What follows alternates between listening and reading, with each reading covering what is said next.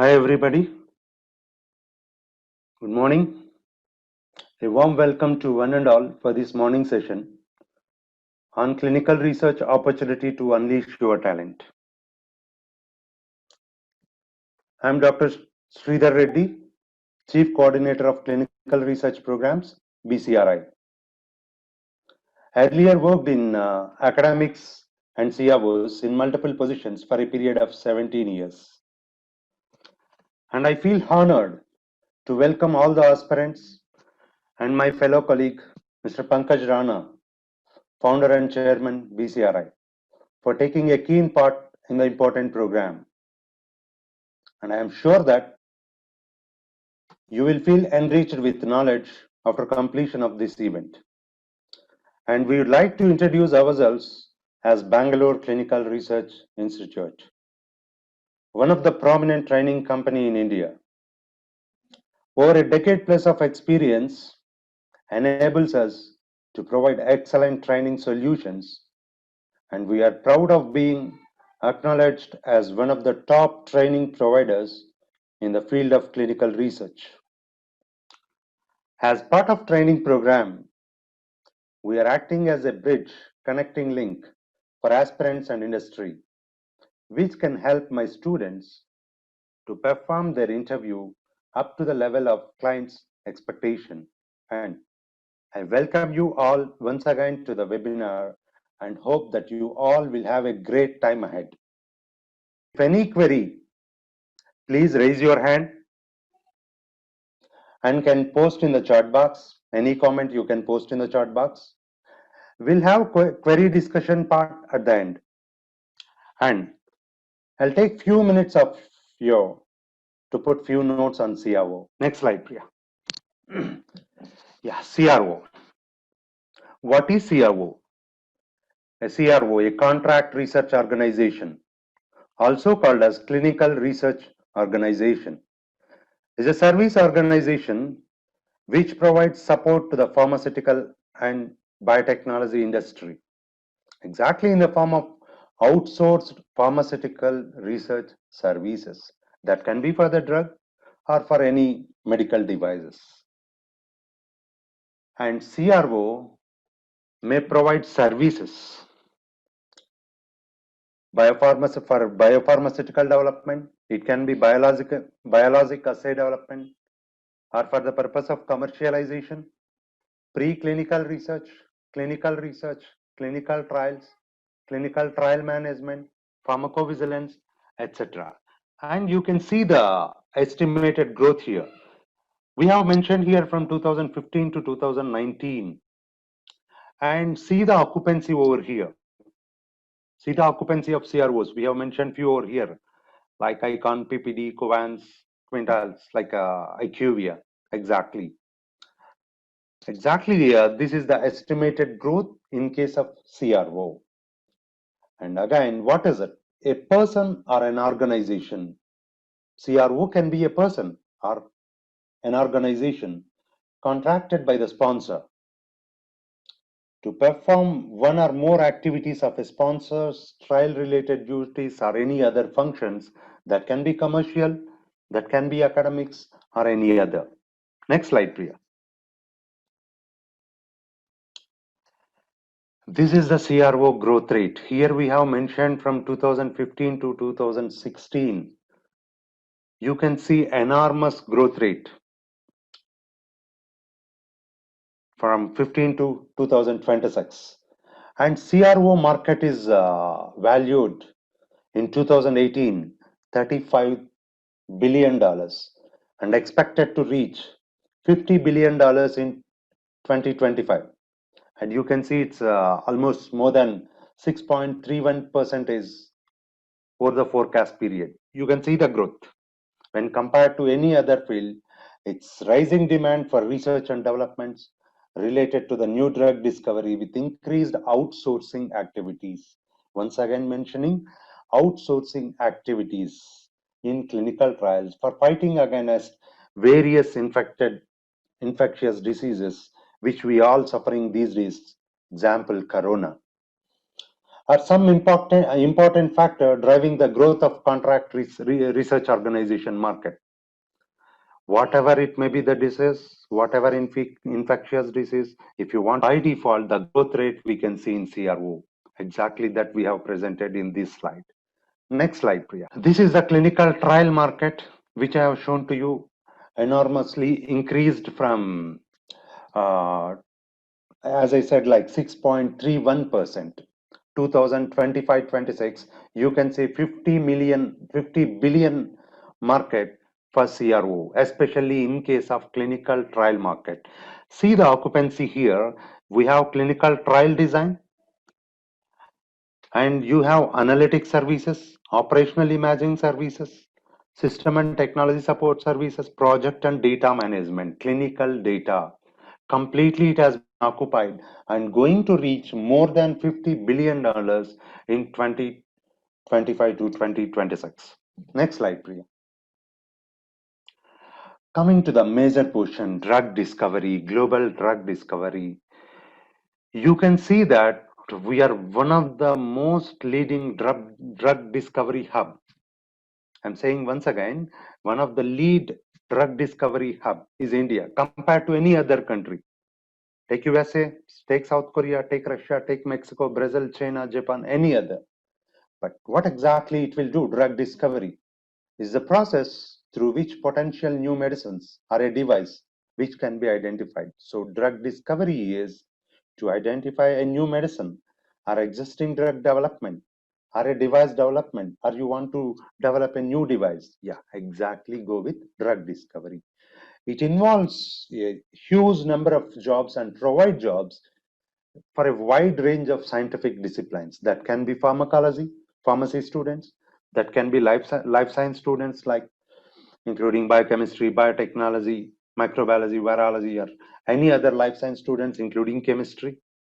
It's exactly, you can see, more influential area towards the job profiles, global drug discovery.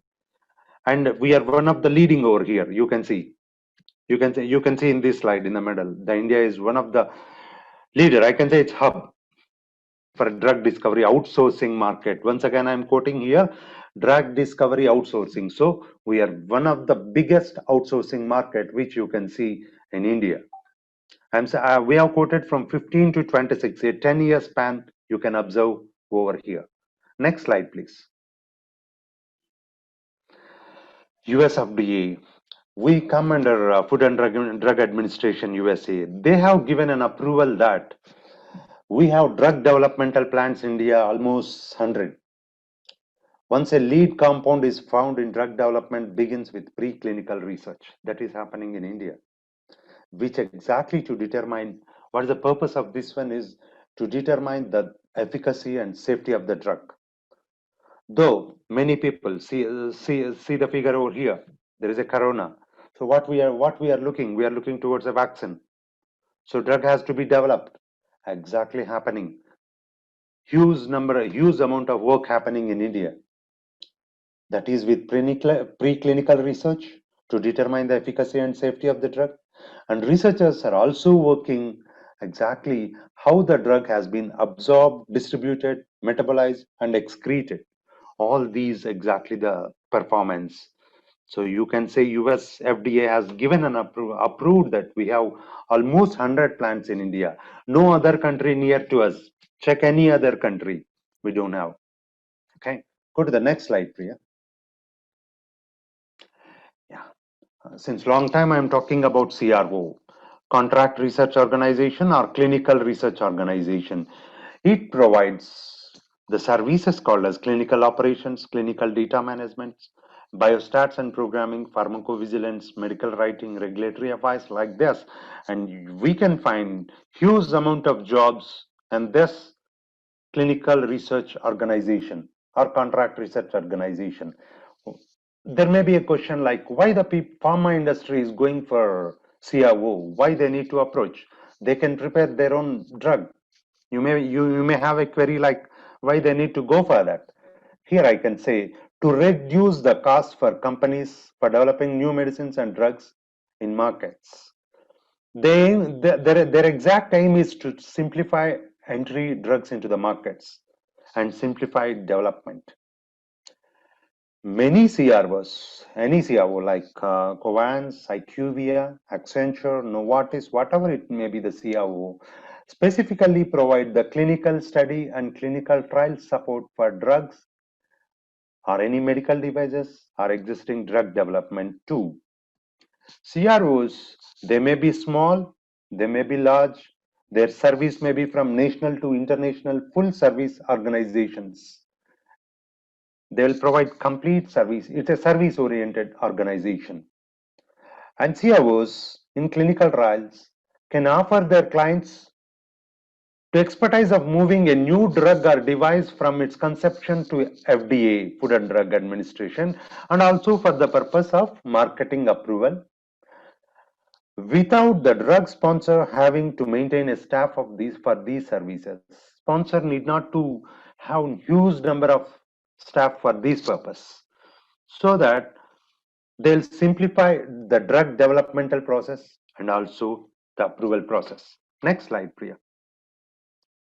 We as BCRI, as I said, like more than a decade plus experience, we do provide all these like clinical data management, clinical SaaS, pharmacovigilance, medical coding, medical writing, basics and advanced levels of clinical research. We do provide from our organization.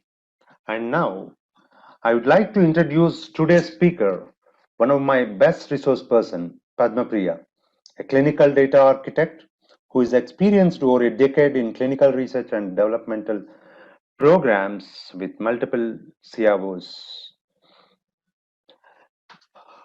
I would like to welcome to this session, Priya. A warm welcome to you, Priya. Please carry on, Priya. Yep. Over to you, Priya. Thank you so much. Yeah, thank you, Sridhar, for the introduction. Hi, all. I am Mrs. Padma Priya. As Sridhar mentioned, I've completed my PG in clinical research in MIT, and over a decade, I am working in this field. I have trained more than 10 batch in CDM. I have placed, many students. Students to CROs, and it's like CROs like Icon, Covance, PPD, etc. Okay, so this is all about us, and we'll go to the CDM introduction. Yeah, so we are going to learn about the clinical research. Okay, so the glimpse of clinical research, the components of the clinical research, and the process of clinical research. Okay, I think it's 1 hour it's been given to us, so within 1 hour we can try to catch whatever the important components in the clinical research. And whatever the doubt you have, you can stop me in between also, or else you can, there is a question and answer session at the last. If you have any questions, maybe you can gather all your questions, and maybe end of the the seminar we can clarify all your doubts. Okay, and what is clinical research? I think you all are from the science background, right? So maybe before joining to this particular webinar, maybe you might have googled it. What is this? What is behind this, and what are all the important component this clinical research has, right? So those information you might have googled it, and here is the definition for it. The clinical research is a branch of healthcare science that determines the safety and effectiveness of a medications, device, and diagnostic products intended for human use. For example, the clinical research, without this clinical research process, we cannot market any of the drug, in simple. Okay, so in simple sentence, if I want to say the definitions, bringing a molecule to the market, that is the simple definition of clinical research. So first thing, we have to find out what is the exact molecule, what I'm going to find out. For example, I'm coming up with a diabetic trial. Okay, so the diabetic medications, I'll take a simple example, metformin. Okay, that is anti-diabetic medication. If I'm take an example of anti-diabetic medication, metformin, that is my molecule. So that particular molecule, I wanted to market. So within this time span, what are all the activities I have to perform, or what are all the process the particular molecule has to undergo? That is called as clinical research. I found a molecule, but simply I cannot sell it without the clinical research process.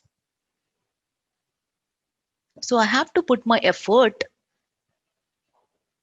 in clinical research to clear my phase 1. I have to completely complete that particular phase 1, and phase 2 need to be completed, then phase 3, then I can market the particular drug.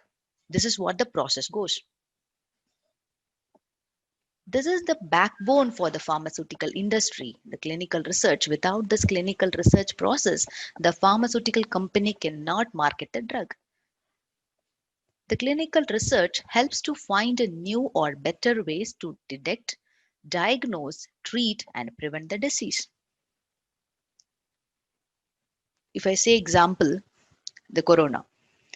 Here we don't have a medicines, right? So why there is no medicine? So it's been, year we are not having a medicine.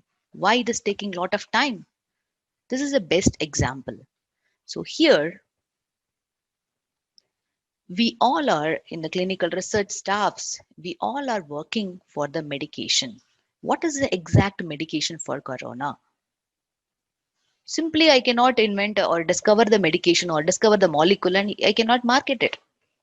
Few people, Siddha, Ayurveda, many people, they come up with saying that this is the medication, you can use it. This will, for sure treat the corona. They claim that whatever the medication they manufactured, it will work on corona. But finally, they are all in prison, right? Because it has not been approved by the regulatory authority. They should not have the control to market the drug. There is a procedure in India. If you want to market any medications in India, there is a procedure. If you want to market any drug in US, there is a procedure. There is a regulatory authority to approve the drug. Without this approval, you cannot market the drug. So the manufacturing company is your pharma company, right? If you take Cipla or Novo Nordisk or you can take many things, many other Mankind and Pfizer. There are many medication, many pharma companies. So the pharma companies will manufacture the medication. So how it can be sold in the market? The medications has to undergo the clinical research process, then we can market the drug.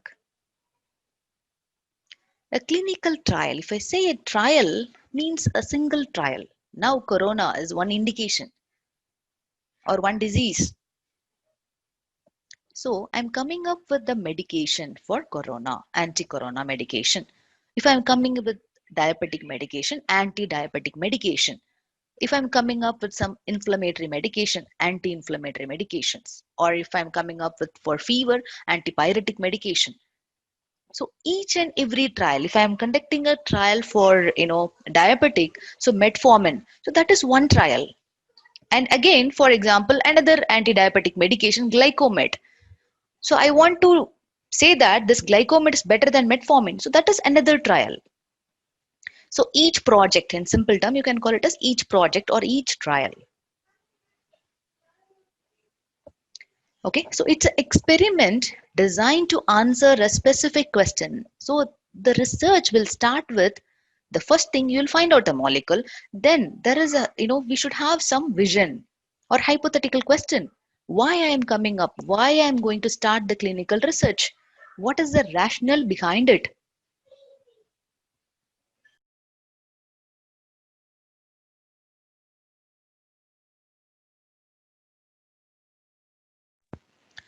Why I am coming up with the clinical research?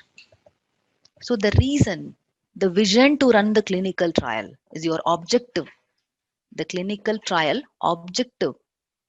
For example, I'm coming up with the anti-corona medication to treat. What is my indication? Corona. Then what is my medication? That anti-corona medication. So what is my intention if I'm coming up with a diabetic mellitus or antihypertensive medication, what is my hypothetical question? This particular medication has to treat the ailment or the illness. That is my vision to run the clinical trial, right? If you all are joining in college, obviously first day I'll think I'll be the best performer in this college or in this class. That is your objective to join this course. I want to become a, best microbiologist or topper in my class. That is your vision. But are you achieving it or not? How can I measure that? That is your end point. I have to give some assessments end of the course. I'll give assessment. So what is your score? If your score is really above 95, then it is you are achieved your goal, right? I need to assess. Without the assessment, I cannot say that you achieved your goal. Same way in clinical trials also, if I am taking a diabetic community people or diabetically, ill people, if I am taking them, then day one, I'll take a sample from them. So with that sample, I'll ensure that really they are a diabetic subject.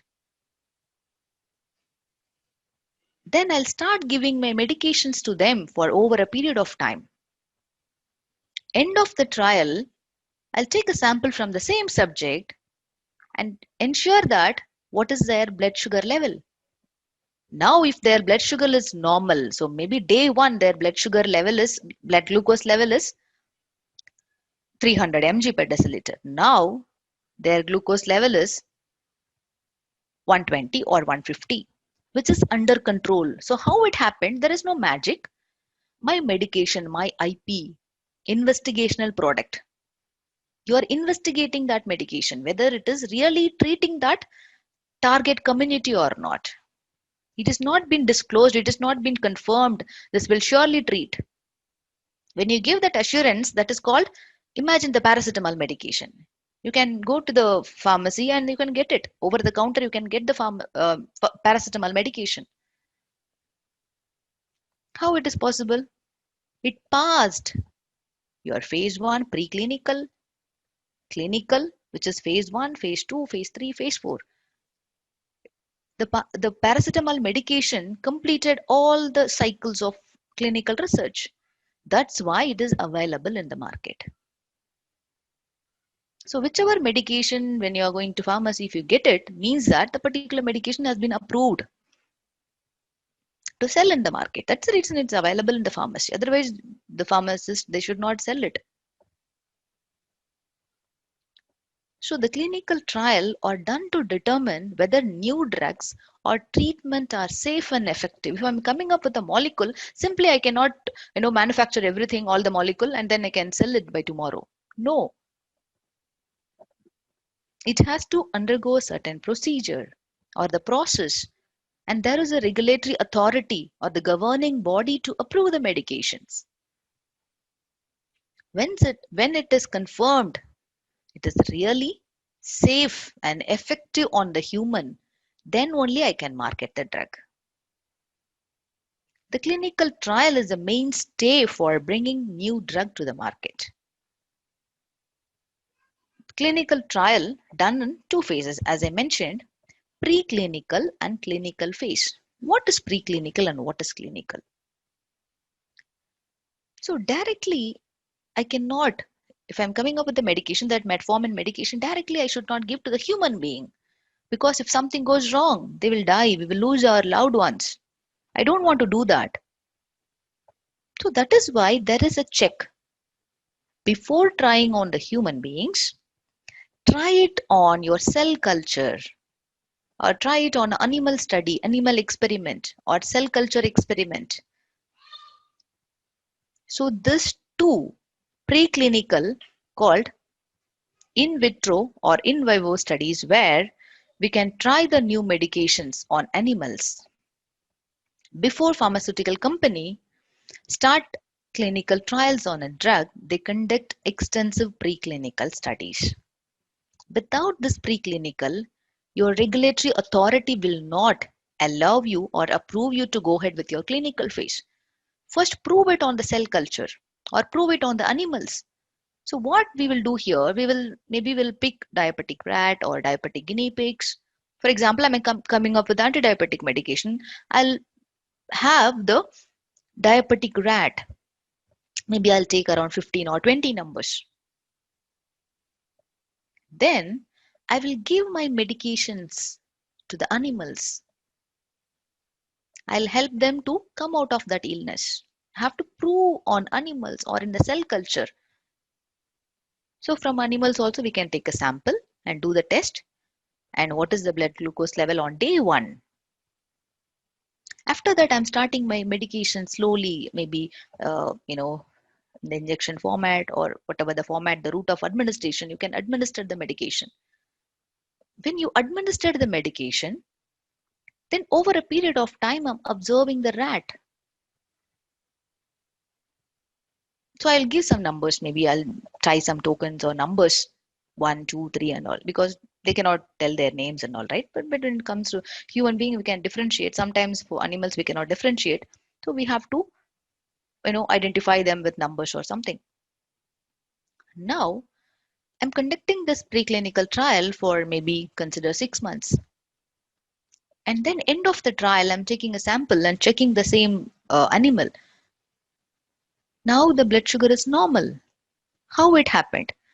Because I'm administering the medication on a regular basis to the animal. Now the animal is fine now. Their blood glucose level is normal now. This is how I can prove. I should collect the data also. Day 1, what was the subject? What was the animal's blood glucose level? So this is called your data. So the data management deals with more data. I should not go to the regulatory authority, say that I've completed my trial. I have recruited around 10 rats. Now they are normal. You cannot give your oral statement or verbal statement. Nobody will accept, right? We need the data. This is the subject. This is the, this many number of rat I've recruited. Out of all, maybe 9 got recovered. So it's proven that it's really this medication, the new medication that is called interventional product or investigational product that is really working well on this animals. So this is the data I gathered from the preclinical trial. With this data, so each country will have the regulatory authority or governing body. Example, when it comes to India, it's called DCGI, Drug Controller General of India. DCGI, Drug Controller General of India. So this is the governing body which works under the Ministry of Health and Family Welfare. So this authority has to approve your medication.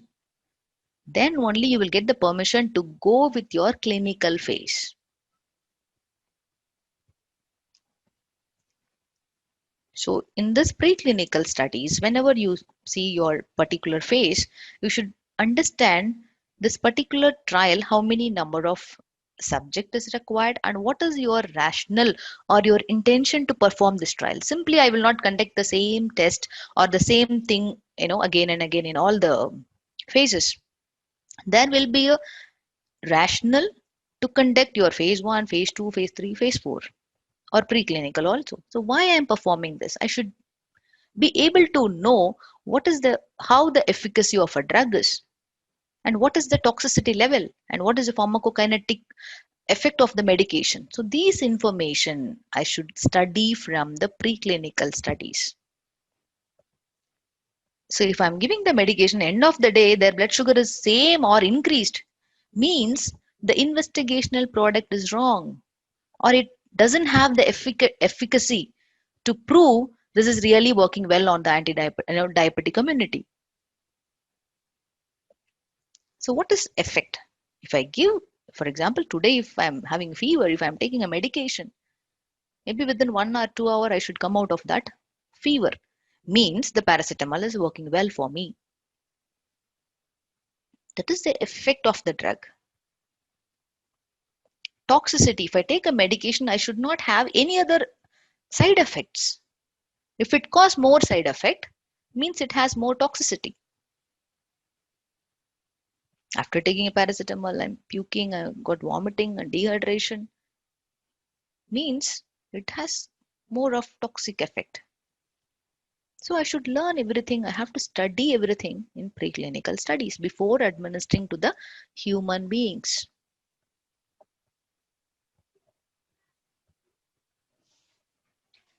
So the pharmacokinetic information also. What is pharmacokinetic? We studied in our college days, right? What the drug does to the body, the absorption, distribution, metabolism, excretion. Everything I should study in my preclinical studies. With this assurance, I'm going to my clinical phase. The clinical phase starts with phase 1. Here, in the clinical phase 1, I will recruit healthy volunteers. We might have heard in the news and all, right? COVID situation, phase 1 is completed. AstraZeneca completed phase 1 successfully. On healthy volunteers. Because why I am taking healthy volunteers here? So this clinical phase 1 called as first in man trials, because human trial starts from your clinical phase 1. Before beginning phase 1 trial, the sponsor must submit IND, investigational new drug application. When I successfully completed my preclinical trials, what is my next step? There is an application called investigational new drug application. This application I need to submit to the regulatory authority, applicable regulatory authority. When I'm doing my clinical trial in India, DCGI. When I'm conducting my clinical trial in US, Food FDA, Food Drug Administration. And if I'm performing my clinical trial in Canada, Health Canada, and UK, we have MHRA, Medicines and Healthcare Product Regulatory Agency, that is called MHRA, and Japan, PMDA, Pharmaceutical and Medical Device Agency.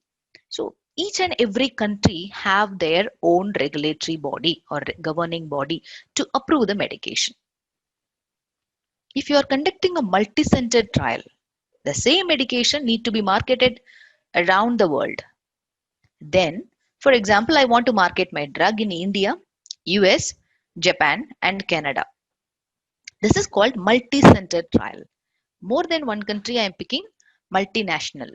India, USA, Canada, and Japan.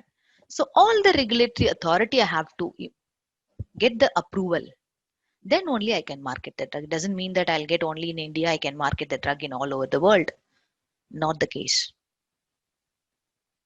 Each and every country you have to apply and get the approval from the regulatory authority.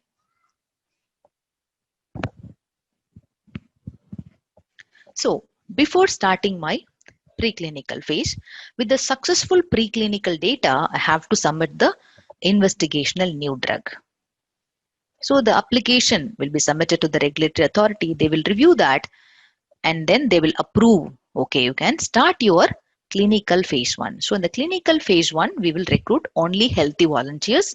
The number is 15 to 100. Okay, or 10 to 80 or 10 to 100, but below 100. Okay, so that is called as your phase 1. So here what we are doing, what is the reason to run the clinical phase 1? To ensure the safety and efficacy of a drug, as well as to ensure the dosing. What is the microdosing? What is the minimum dose the subject can tolerate? So dose fixation will happen in phase 1. That is why we have the phase 1 trial. Predominantly, we will check the dosage level. For example, the paracetamol medication. If I take 50 mg of paracetamol, will it work on me? It will not, because I am adult. When I have pediatric population, maybe 10 mg, 15 mg, 50 mg, it will work on them. Why? Because their height, their weight is different. And my height and my weight is different. According to your body structure, the dose will be increased or adjusted. right? If you go to hospital also, maybe the diabetic, your father or mother, so they'll adjust the dose based on the blood sugar level, based on their height and their weight. If you go to hospital, first thing they'll do that physical examination, your vital signs assessment, to understand what is your height, what is your weight. Maybe they'll be like very obese subject, and maybe their weight will be little on the lower side. So your height and weight is also important to give the prescribe the dose. The amount of a dose will be decided based on your height and weight. We have a pediatric calculation. For pediatric height and weight, this is the medication you can give. So the dosing will be adjusted in preclinical phase 1.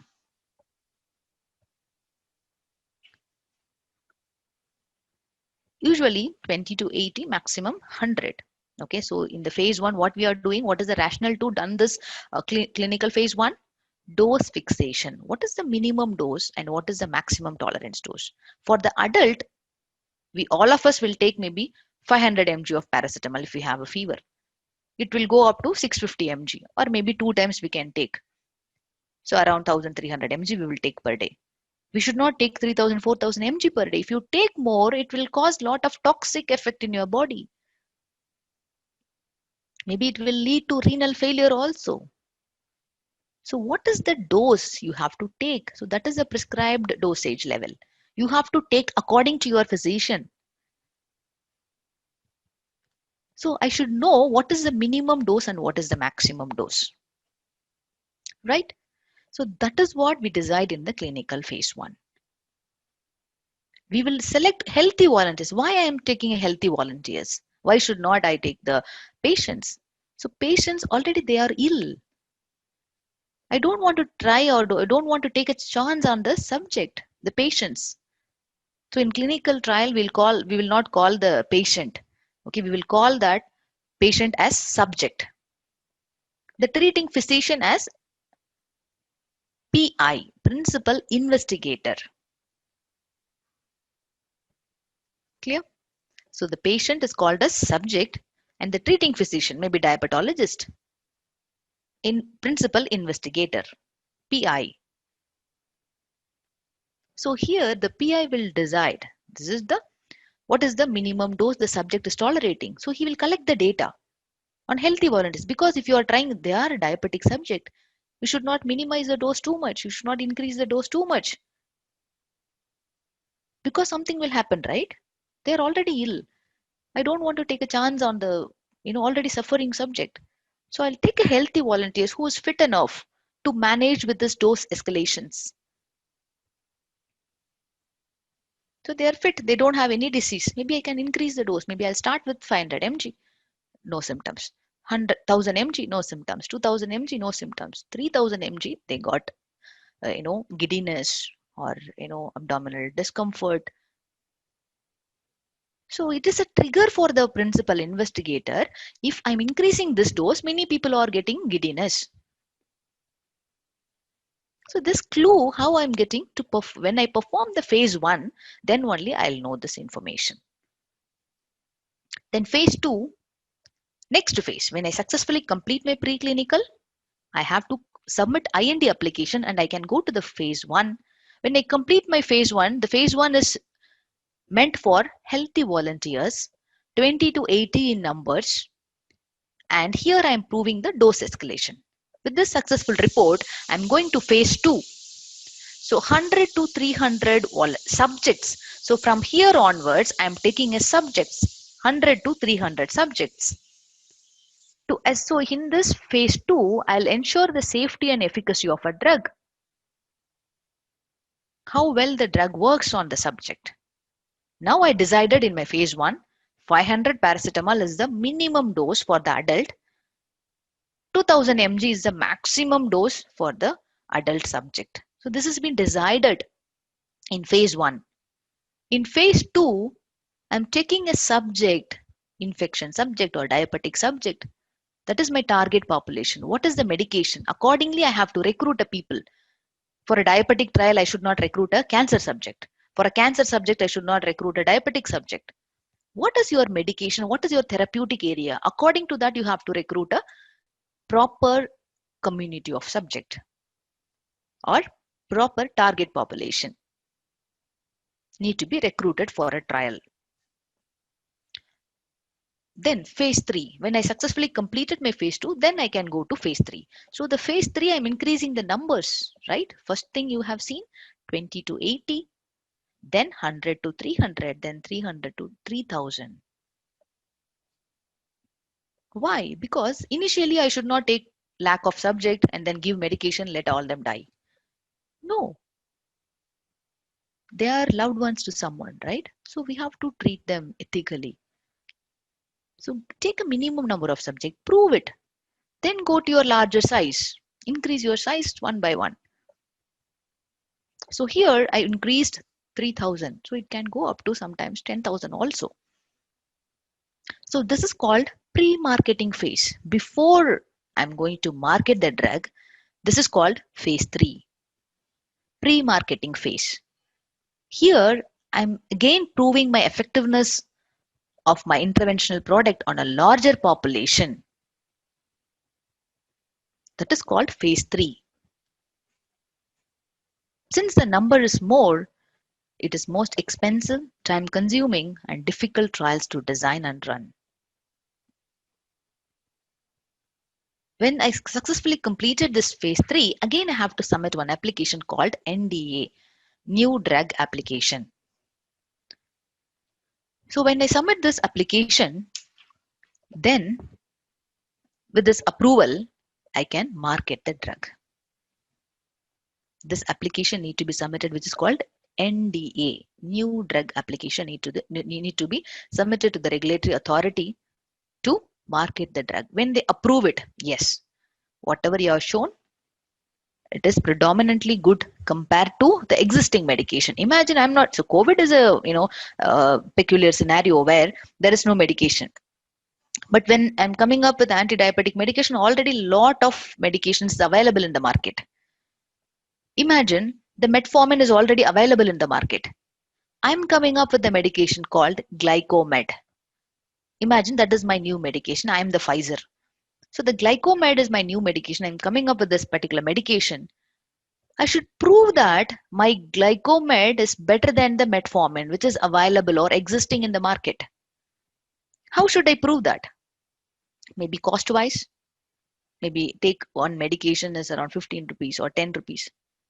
But my Glycomed, it is cheaper than that. Maybe 3 rupee or 4 rupee. It matters a lot. And maybe that metformin which is available in the market, the patient has to take 2 times or 3 times, then only their blood sugar is normalizing. But when it comes to my medication Glycomed, maybe 1 tablet per day is enough. It has a significant difference. So we have to think in a subject perspective. 3-4 times if you give them medication, they'll be totally pissed off, right? Why many times medications? So one medication, maybe interestingly they will take 1 day. Okay, fine. So economically, if you are better, or effectively or efficacy wise, if you are better, you have to prove some significant difference. Same money, same efficacy, then the regulatory authority will not allow or approve you to sell the drug. Reason? It's already available. Why? What is the difference you are making out of it? You should prove it. So your hypothetical question should be strong. Your objectives should be strong. And you have to prove it also. So that is your end point. Then the regulatory authority will approve you to market the drug. When it comes to phase 4, post-marketing surveillance. Means the particular medication is available in the market. We can go and purchase the drug. When the COVID medication is available in the market, you can think that we have reached the phase 4. Example. Okay. So in the post-marketing also, few medications has been banned by the government because it doesn't have any effect. Maybe later point of time, it has lot of toxic effect. So the Rantac, they're telling that, it has a lot of carcinogenic effect. It's been already available in the market for more than a decade. But now they are telling that it doesn't have much effect, and maybe it has other side effect also. So they can prove at any point of time. Doesn't mean that once it's marketed, after that it cannot be taken back. It can be based on the effect of the medication that matters. So the regulatory authority are keenly watching the medication's effect. If any point of time, if it's proven that this really harming the subject, they will ban the medication at any cost. Because the safety, the clinical research fund us to protect the subject's rights, safety, and well-being of a subject. If anything hampers this three component, the medication can be banned at any point of time. Rights, safety, and well-being of a subject is prime important factor in clinical research. Clinical trial overview. So trial, imagine each study, each medications has to undergo the process that is called a trial. Clinical research is a big umbrella. Under that, many trials will go on. So one trial, one study. Okay. So how it will happen? What is the process? Study. For all the studies, all the trials, the important component is protocol. Each study will have the protocol.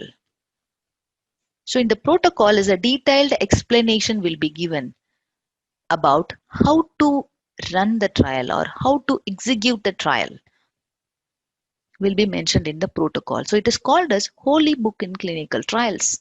So each trial has to follow the protocol. Whatever is there in the protocol, you have to abide with that and follow that. So that protocol will be designed here. When the protocol is designed, then I have to prepare the documentation work. And when that is done, then I have to look for the investigator. Imagine I want to conduct the oncology trial in India. Who is the best oncologist in India? I will select for that particular person. I look for the particular person and I'll approach them. So imagine I am the AstraZeneca sponsor. In India, we have a Apollo hospital. There maybe Dr. Suresh is a very famous person and renowned oncologist.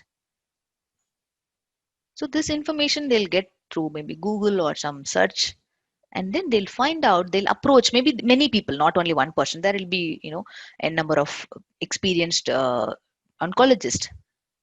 The sponsor, maybe I am the AstraZeneca team, so I'll go and search for appropriate principal investigator or oncologist. Oncologist is equal to principal investigator to execute my trial. So the investigator selection happens here. There are many, but I'm picking only one person who's apt person to execute my trial. And then there is an ethics committee to provide their inputs to the principal investigator, how to execute the trial in the site level. Imagine I have Apollo hospital. So under that hospital, there will be administration team. If something goes wrong, maybe some patient got admitted and then finally they are not paying the amount, then the doctor will not go and talk to the particular patient. Who will come? The hospital administration will come and talk. Right? So there is a team to support the doctor. Same way in the clinical research also, we have the ethics committee in terms of supporting the principal investigator, because the clinical trial happens in any one of the hospital, big renowned hospital. So if something goes wrong due to the clinical trial, imagine due to clinical trial, some people died. So the Apollo hospital image will be trashed here rather than the principal investigator, because how it spreads. We have participated in clinical trial in this Apollo hospital. This person died, that person died. Right? So the image will be trashed. So here they will think multiple times whether should I conduct this clinical trial here or not. Then after the final decision by the hospital administration along with the PI, they'll take a decision. Yes, we can run the trial. We think this particular medication will really help the oncology subject. Then they will agree and then the clinical trial will be started. So we need ethics committee team to provide their inputs. So if you take example of big companies, there will be a board of members to provide their inputs to enhance the particular project, right? We need an expert's knowledge. Same way, ethics committee also has experienced staffs, and they will provide their inputs to the principal investigator in terms of executing the trial in a smooth manner. When everything is done, then approval letter required from the ethics committee, because the hospital administration has to agree on that to run the trial. Then the investigator meeting will happen. Then the site initiation and monitoring. So if I spend most of time, I cannot complete it. So I'll just go through each and every points, and then maybe when you join the course, we can discuss more on it.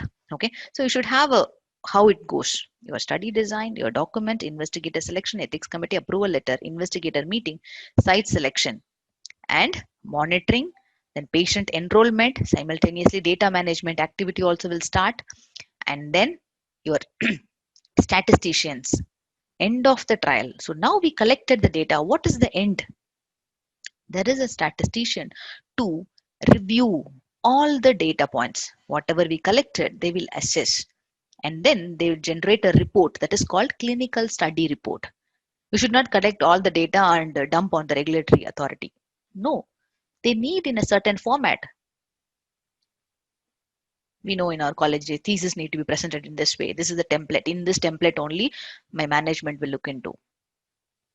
So there is a template is required. According to the template, we have to tweak and customize our report and then submit to the regulatory authority for the approval. As I mentioned, Japan, we have Ministry of Health, Labor and Welfare. Canada, Health Canada, USA, Food Drug Administration, Australia, Therapeutic Good Administration, China, State Food Drug Administration. Who are all the stakeholders involved in clinical trials?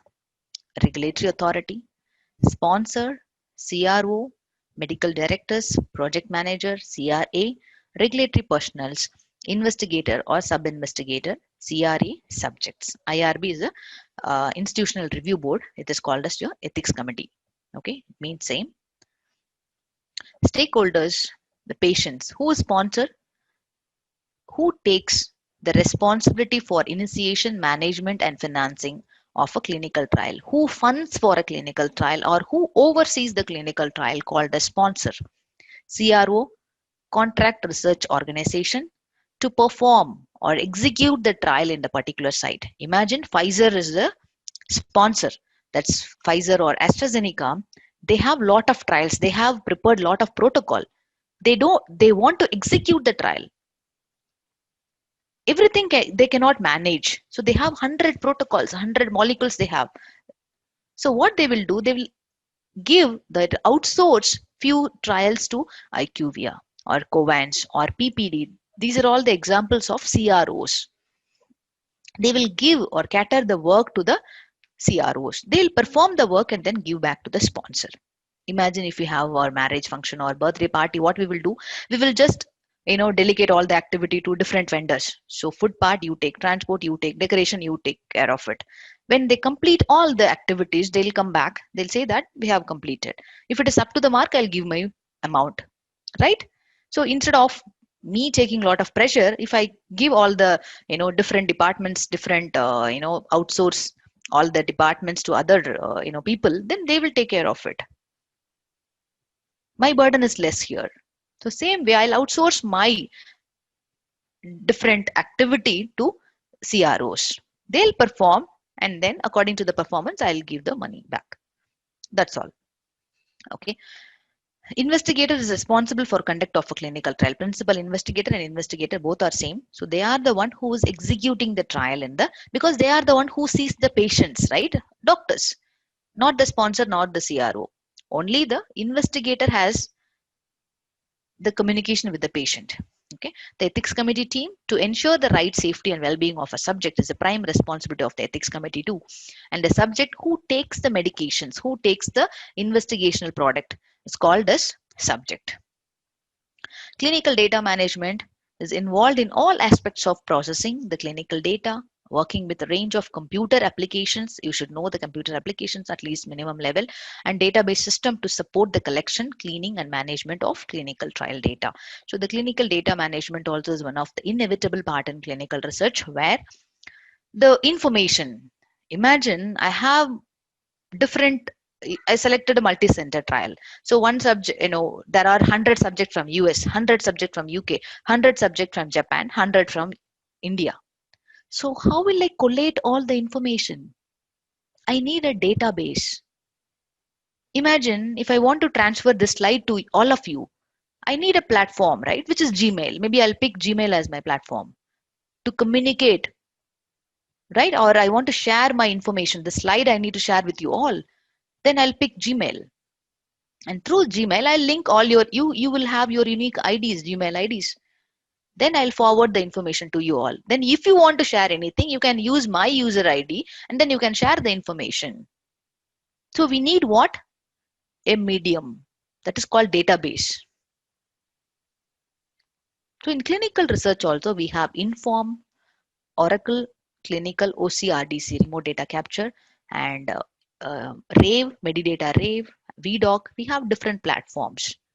Through that platform, all the information will be linked and will be shared to the clinical data management team. Maybe in future, if you get chance in clinical data management, we should have a good, computer knowledge, basic at least computer knowledge, and we have to know what kind of queries. So discrepant data, discrepancy, or query resolution, that is a very important activity in clinical because we are collecting the data. Imagine I need the diabetic subject, but by mistake, the PI, principal investigator, recruited an oncology subject, which is wrong. This is diabetic trial. I need only diabetic subject. Simple example I'm giving. Okay. So I have to look for exact recruitment criteria or inclusion criteria to part of my clinical trial. So those kind of components, your data cleaning activity, because if the data is clean, we can expedite the process of marketing the drug. If your data, whatever you collected is wrong, then I cannot submit to the regulatory authority for approval because whatever you collected in the database is wrong. So the data, what we collected from the subject, it matters a lot. It is very, crucial part of clinical research. So you and me are working in the clinical data management. Then it is our assurance to say that whatever the data I collected in the system is accurate, clean, and logical. Because the end of the day, the statistician will analyze the data and then they'll present it to the regulatory authority for the approval.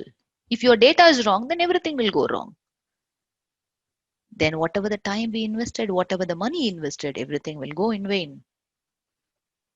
So remember, the data is a very crucial and inevitable part in clinical research. So the clinical data management plays an essential role in terms of collecting the data in clinical research to ensure compliance and accuracy.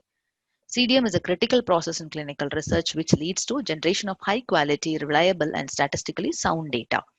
Clinical data management is indispensable part in clinical research. So data collection, integration, and data validation. This is all the main objective of a clinical research. So the data, as I mentioned, what does mean by data? First thing you should understand, the data comes from the subject. How it comes? The subject, the patient, whenever I say subject, it is equal to patient, okay? But in clinical terms, we'll use it as a subject. So when the subject, blood pressure, their pulse rate, respiratory rate, their condition, health condition, these are all my data. Imagine today they visited my site, the hospital. The hospital is equal to your site where the clinical trial is happening. Okay, so here today the subject has visited, their pulse rate, respiratory rate, temperature, pulse oxy level, everything is normal. I have given my medication. Maybe if something happens, then I have to know whether it is due to my medication or due to other cause also. There may be a possibility. The subject may fainted. Maybe they didn't have proper food. It is not that I give my medication, that is the reason they fainted. I should investigate here what really happened. or where it went wrong. That is where the pharmacovigilance team comes. They will investigate whether this adverse event, what is adverse event? Any untoward medical occurrence, which may or may not to lead by the clinic investigational product. So the pharmacovigilance team will pitch in and they'll check whether this adverse event, maybe side effect in simple term for your easy understanding, layman term, I can say side effect. Today I have administered the medication. Tomorrow they fell down, fainted. Why? I should not say that it is due to my medication. I should know the underlying cause. Then if I investigated, then I found that the subject didn't have food properly. Maybe that is the reason they fainted. It is not due to my medication. So this kind of investigation will be done by the pharmacovigilance team. So data means whatever the health condition. Maybe they'll say that I have, headache, runny nose, and sneezing 3-4 days. This is their signs and symptoms. So what is your diagnosis? Upper respiratory infection. So this is one data. And I'm sending them to the lab. And their lab parameters, their blood glucose level, their hemoglobin level, neutrophil, lymphocyte level, and thyroid level, these are all my data. So the data generated from the subject, whatever the data generated, whether it is aligning with the protocol or not, this is the CDM role to ensure whatever the data we are collecting in the database is according to the protocol or not. This is what we have to perform. Is this really important or not? Really important. So how we are integrating the data, how we are this is called validation. I'm validating the data, whether I have recruited exactly the diabetic subject or not. I should see the blood glucose level. Then only I can say that they are the diabetic subject. Without seeing the blood glucose level, I cannot say that they are a diabetic subject. If I say they are hypertensive subject, I need their blood pressure range. If it is above 140, then it is called as hypertension. Right? There is a certain parameters, normal range. Hemoglobin 10 to 12 is normal range. Maybe if I take 7 or 8 or below 10, it is called as anemic. So based on the investigational result only, I can make out whether the subject is having the disease or not.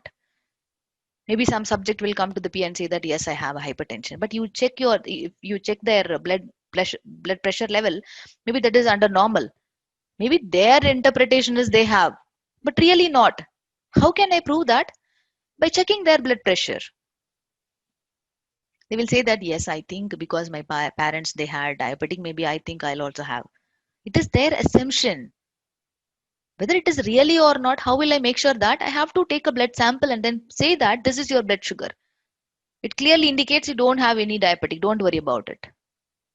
So your results, your investigation, CT scan, they'll think that no, I'm having headache. Maybe there will be a tumor. It is their prediction, but that is not true. Maybe when I ask them to go for MRI or CT, then the result is different, exactly different. All the parameters are normal. Then their assumption is wrong. So this data, whatever the performance, whatever the test we perform, or whatever the examination we performed, or whatever the signs and symptoms, whatever the clinical manifestation they explain to us, these are all the data. So the data collection, I'm collecting, I have to collect right somewhere. I should not collect in my own diary. I should collect in particular platform. So that is called your database. Clear? And DM communication and interfaces. So these are all the DM communication. So this is the DM team who sits in the middle, and they have to interact with this investigator site, monitor, study team, data acquisition team, safety team, and the coding team, programming team. So think about the burden of the CDM and the importance of the CDM also, right?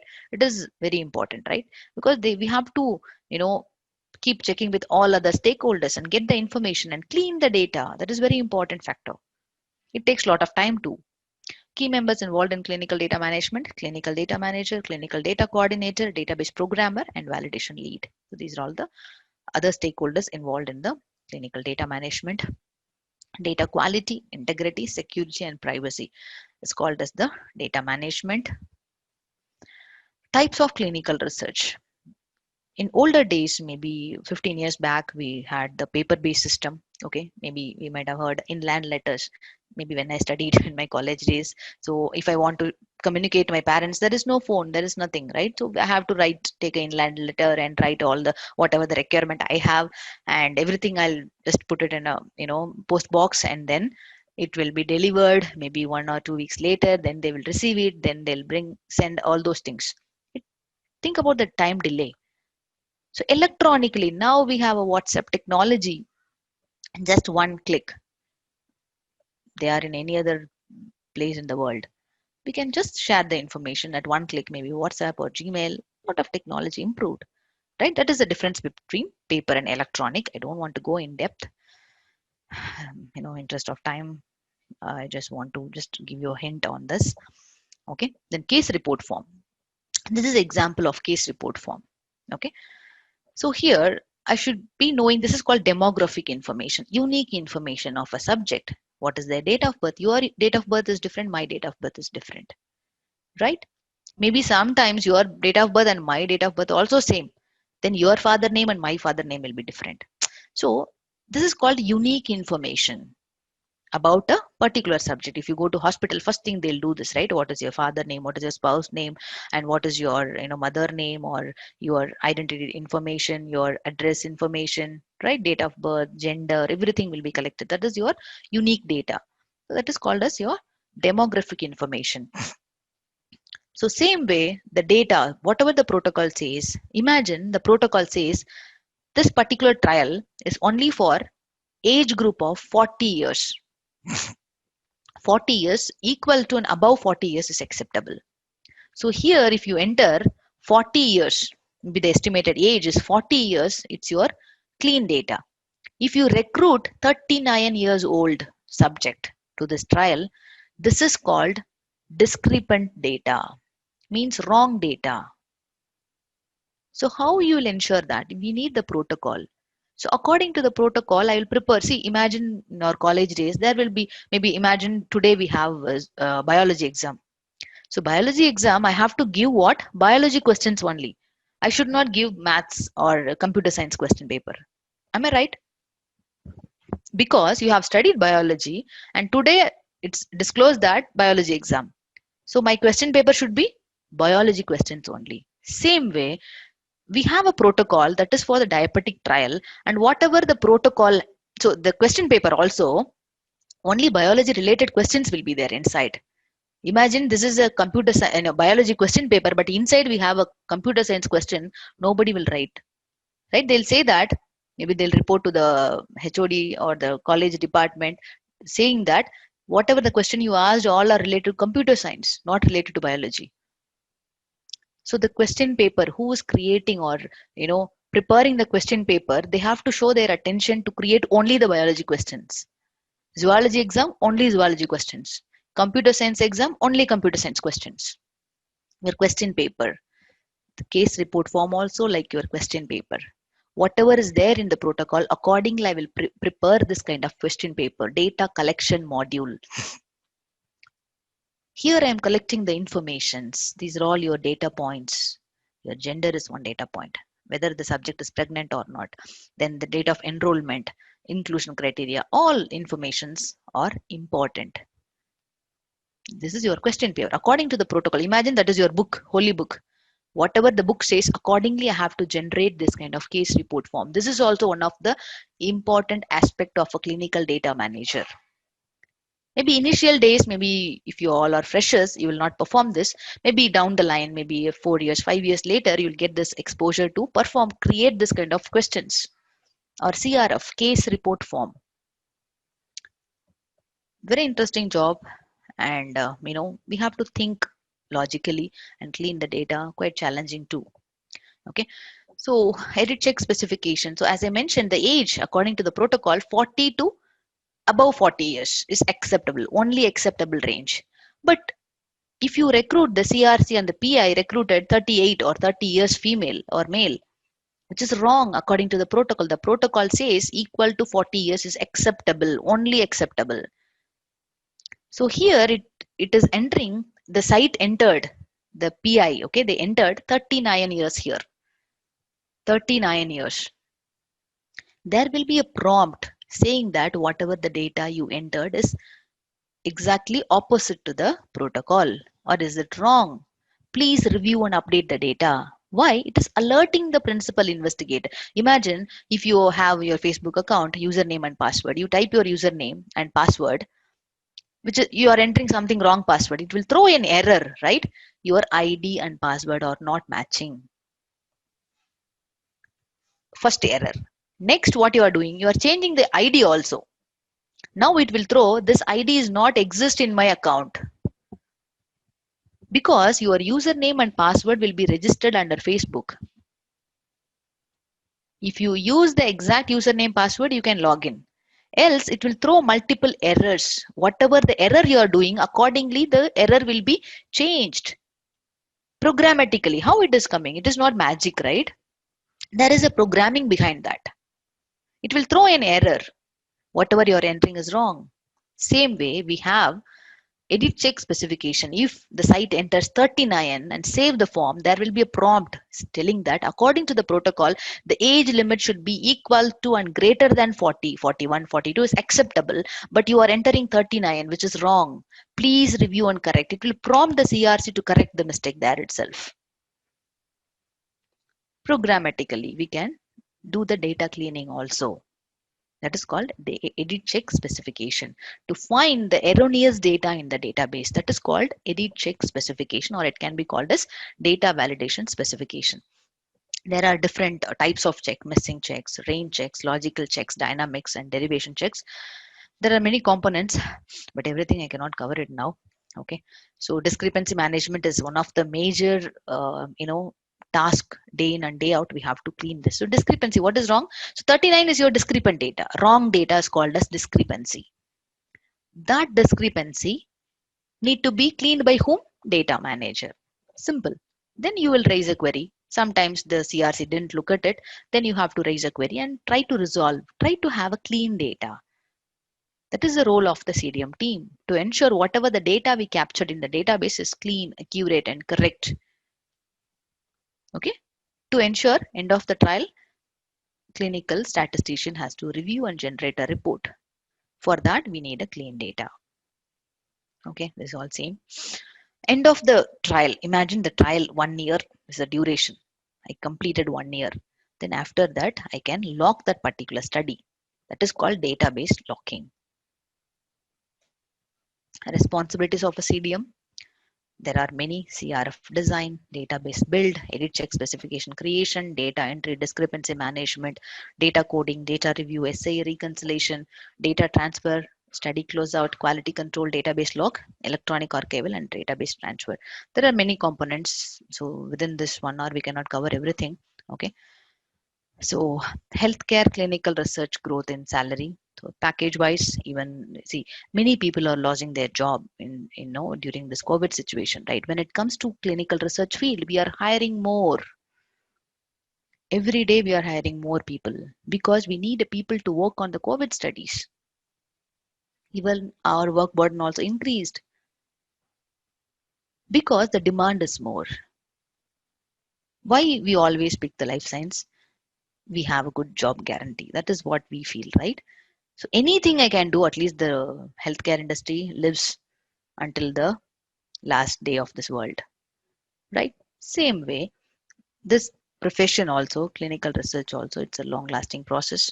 So it needs a lot of human resource to ensure whatever the data we are collecting is according to the trial.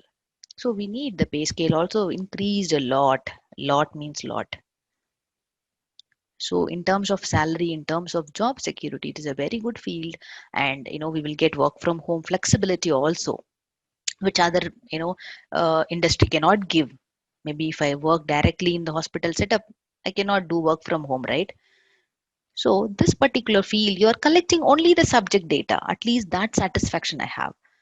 End of the day, I am treating a subject. At least one or the other way, I am helping the subject to come out of the illness. So that satisfaction we'll get it. In terms of package, in terms of work, what we do, we'll get the job satisfaction as a life science graduate. CRO, project initiation, these are all the activities the CRO will perform. Okay. The CRO examples, this is Quanticate, Icon, PRA, Covance, Paraxel, Syneos, IQVIA, Charles River. Okay, I'll give for question and answer. I don't want to take much time. Any questions? Apologies for the delay. Sunday, I'm taking a lot of time. Come on, if you have any questions. And ask the questions. You are welcome for the question answer. Yeah, it's open for discussion.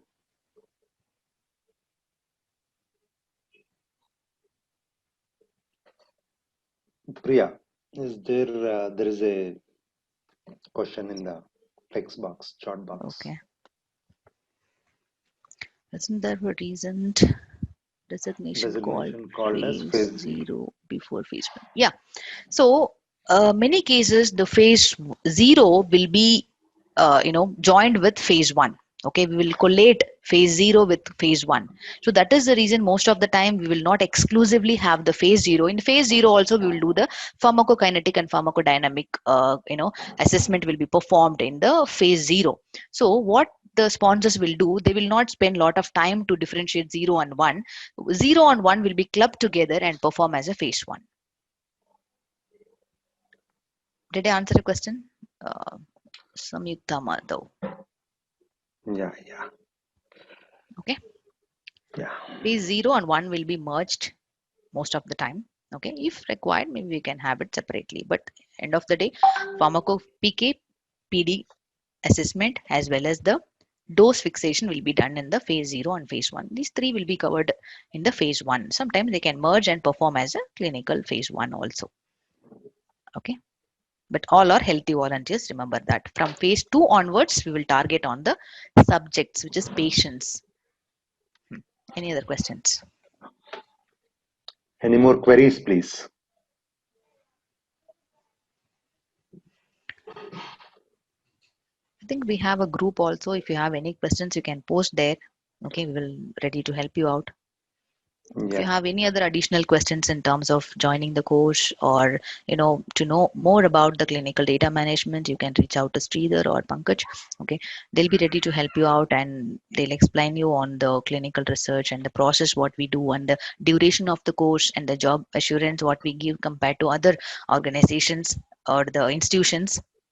Okay, so many of the students they got placed in PPD, Covance, IQVIA, and many companies. Okay, so compare what is the unique difference if you ask me the question. Maybe we are more elaboratively discussing on the clinical research process which other or institutions they have not done. So many students they'll come to us telling that we have undergone this training from this institution and I have not learned anything, it's just full of theory. But here when it comes to BCRI, we are focusing on giving hands-on experience also which other institutions will not give. So in that way I'll appreciate the BCRI team in terms of they are supporting or they are training the students. We are training the students in such a way that they should get job. If they get job, they should shine well. Okay, we will not teach only the fundamental of clinical research. In depth knowledge we are giving you. End of the training we are giving you the assessment training to confirm your knowledge, how you learned. So that assessment we are giving at the end of the training.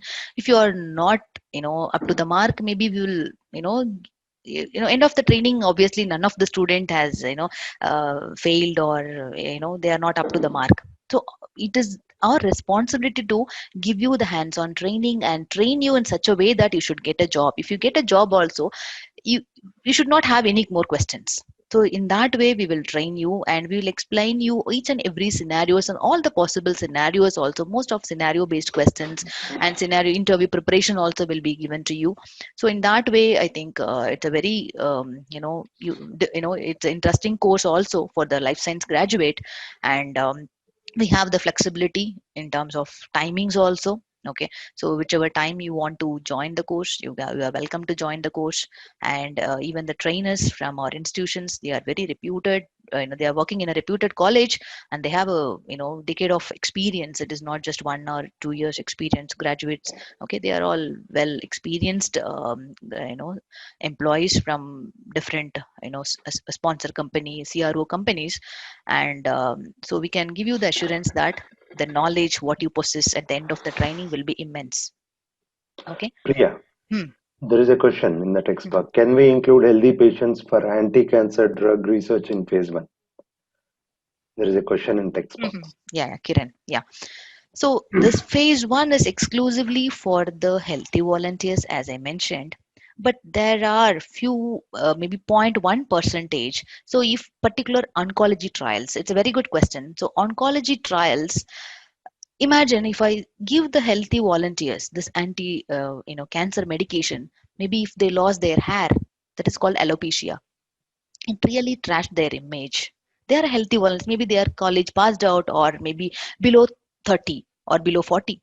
So if I trashed my image, trash the particular healthy volunteers image, then that is a question mark to them, right? Their lifestyle, everything will be trashed. So here, in terms of clinical trial, when it comes to oncology trials, if the particular medication caused lot of side effect, I have studied these in my preclinical study also. With that knowledge, with that successful report, sometimes for the clinical trials when it is required, okay, it is a question mark, it is not 100% healthy volunteers. There is a one possibility where in the clinic oncology trials we will recruit a oncology subjects also. Why? The example is alopecia. Or here I will not take an end stage subject. You have to differentiate that. So in oncology we have category, right? So phase 1, grade 1 category, 2 1 3, and the terminally ill subject. So here I will select the baseline oncology subjects, which they doesn't have much symptoms, just they have the oncology symptoms. So maybe that kind of subject I will recruit.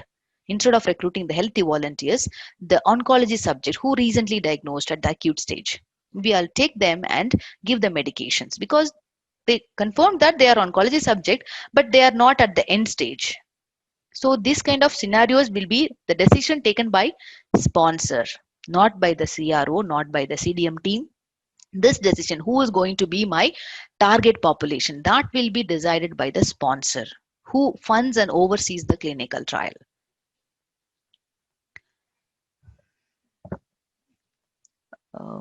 Did I answer your question? There is another question. At what phase is expanded access of drug allowed? At what phase is expanded access of drug allowed? It is based on your outcome. Sometimes imagine I am planning 2 years of clinical trial. Phase 2, I'm thinking I am going to perform for 1 year. Imagine I am going to consider this clinical trial as phase 2. Duration is 1 year. Now, what is my goal? To prove all the subject I have recruited around 100 subject. It is my intention, my scope, my vision to normalize all of the subject blood sugar level. Now it is not happening. My recruitment got delayed. I have think that this 1 year, maybe 2020 October to 2021 October, I'll complete. But I have not got the proper subject. Due to that, I got delayed. So in this case, I can delay my process. I can extend my trial also. Clear? So in terms of recruiting a subject, and if I am not reached the end point, I can extend my trial for a certain months, and then I can confirm that this is where I'm going to end my trial, because my objective to normalize all the subject blood sugar, that is what I fight for. If I have not achieved that goal, maybe that time the clinical trial process or the phase can be extended. That also I have to notify the authority team and get the approval. Clear? Murali, it's a good presentation. Okay, thank you, Murali, for your comment. Yeah, And thank you, Murali. Can a participant continue to work with the primary healthcare provider while being a trial? Yes, definitely. You mean to say that primary healthcare provider means the physicians, right? Physician. So you also can get a chance to work as a CRC, that is called Clinical Research Coordinator, where you have to work along with the PI, principal investigator, in site level. Whenever I say site, it is equal to hospital.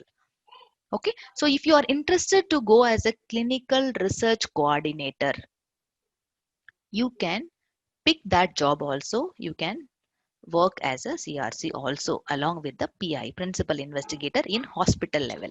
If you want to work in the CRO, your designation will be clinical data manager, because you are going to deal with the data. Then it's called as clinical data manager.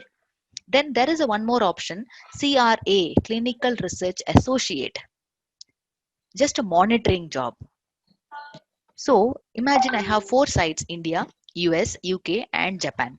So the CRA, what they will do, they'll go to the all sites. So it is more of traveling job. If you love traveling, you can pick that also. So the CDM, if you learn it, you can go in this professions also. I mean, you can pick all this designation also, whichever you feel, whichever you like. Okay, so learn the process, and you can go as a CRC, you can go as a CRA if you wish. You can pick as a CDM also. Maybe it is the base training we are giving. Based on that, you can groom yourself and you can pick whatever you like. There are many opportunities. It's not only CDM. You can go as a CRA, CRC, and CDM also. If you undergo pharmacovigilance, you can go to a pharmacovigilance team also. 4 options. And SAS, we are giving good amount of all the curriculum. Okay, trainings will be given to all of you in terms of SAS. You can undergo the SAS training, and you can undergo the pharmacovigilance training. You can undergo the CDM training as well. So these 3 predominant domain training we are giving. Dr. Vilma. Okay. Is there any Yeah. short-term online certificate course available? Yes, we do have. Okay, so it is called as clinical data management certificate program. So maybe 1.5 months. Okay, it's a short term, 1.5 months, 5 days in a week. So within short span of time, 1.5 weeks, just 5 weeks, you can complete your course, and then you can start. We will assist you in terms of getting a job also.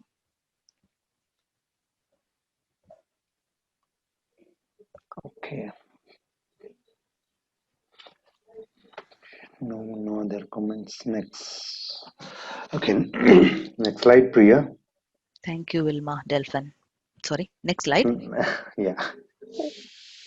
That's all queries and questions only. No more questions. If you want to continue, if others says, No. then till evening we can continue. Okay. I would like to thank all the participants from multiple parts of India and from different universities like Reva, Ramaya, and even individuals. We are very overwhelmed for your interest and participation. Thanks to one and all who have participated. Finally, expressing thanks and gratitude to my dear colleague Pankaj Rana for his extensive support and developmental measures. At the end, I would like to thank our renowned speaker Padma Priya. Thank you, Priya. Thanks for your helpful words and enlightened speech on clinical research. And we appreciate your lecture on behalf of BCRI, and felt as if we are speaking directly to us. We're exactly feeling that you are explaining directly. Please accept our thanks for your great presentation and your stimulating speech. It really good and much much interesting and much informative. Thank you once again, Priya. Thanks a lot. Thanks a lot, Sridhar, for your kind words. Thank you, all the participants. It's more interactive too. Maybe you cannot ask your direct questions, but we cannot interact directly. Maybe you used your chat option and you provided all your questions. So I think we have provided all the answers up to the mark. So we'll see your active participation in the joining of course as well. So look forward to meet you all in the clinical data management course as well. Thanks a lot for joining. If anything required, you can reach us, bcri.in. you can check and reach us. Yeah, Pankaj, any words? Yeah. Please No, carry on. just wanted to tell, like, if you have any more doubts and you want to talk Priya madam as well, so you don't hesitate to contact us. We are there to help you for each and every doubts you have before joining any course. We are there. Thank you. We are just acting as connecting link between the aspirants and the CRO, or I can say an industry. So try to reach us. And thanks to one and all for joining. Thank you, Pankaj. Thank you, Priya. Thanks Yeah. to the individuals. And the Thank you all. students. Have a pleasant day. Yeah. Happy Bye. weekend to all. Happy weekend. Thank you.